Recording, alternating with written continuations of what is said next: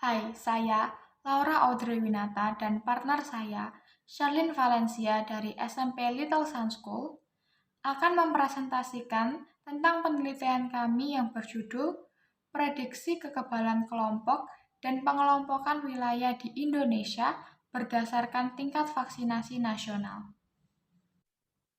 Latar belakang. Pada 30 Desember 2019, WHO mengidentifikasi adanya virus COVID-19 di Wuhan, China. Dan pada 30 Januari 2020, WHO menyatakan COVID-19 sebagai pandemi. Pada 2 Maret 2020, kasus pertama COVID-19 teridentifikasi di Indonesia. Indonesia memiliki 34 provinsi, yaitu Aceh, Kalimantan Selatan, DIY, Jawa Tengah, dan 30 provinsi lainnya. Rumusan masalah. Yang pertama, hasil pengelompokan setiap provinsi berdasarkan data kasus COVID-19 di Indonesia. Yang kedua, prediksi pencapaian tingkat kekebalan kelompok pada setiap provinsi berdasarkan data kasus COVID-19 di Indonesia. Yang ketiga, saran yang dapat diberikan kepada pemerintah dalam kebijakan vaksin nasional. Para peneliti ingin mengembangkan ide dari penelitian Dian Novita dan Irma Yunita tentang pengelompokan tingkat keparahan dan risiko penyebaran COVID-19 menggunakan K-mean dengan hasil DKI Jakarta dan Jawa Timur termasuk dalam tingkat tertinggi, dan dua penelitian lainnya oleh Nayuni, Jose, Ita Lestari, dan Hendy Suhendi. Metodologi. Untuk metode analisa data, kami menggunakan K-means dan single moving average. Untuk desain eksperimen, kami menggunakan pendekatan kuantitatif deskriptif dalam bentuk angka dan interpretasi.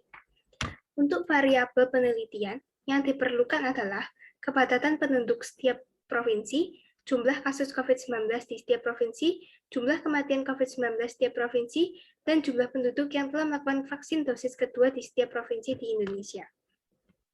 Analisa deskriptif.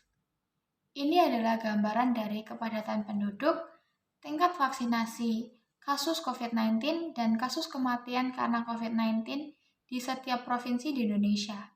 Dari keempat aspek tersebut, Pulau Jawa cenderung memiliki tingkatan yang tinggi. Clustering.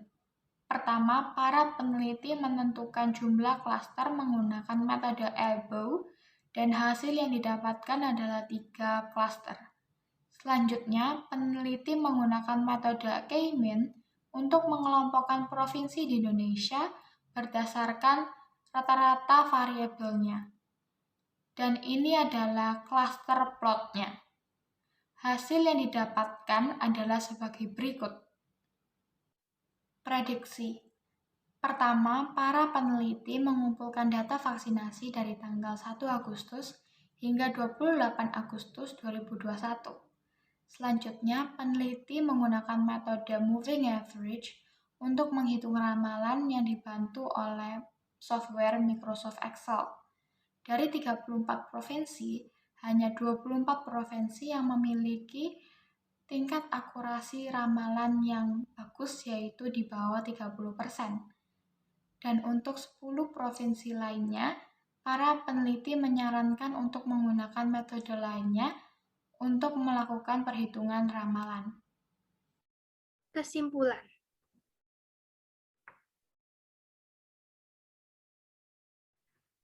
Pertama, berdasarkan 3 klaster, pemerintah harus membuat regulasi yang tepat bagaimana mencegah penyebaran dan penanganan kawasan kritis.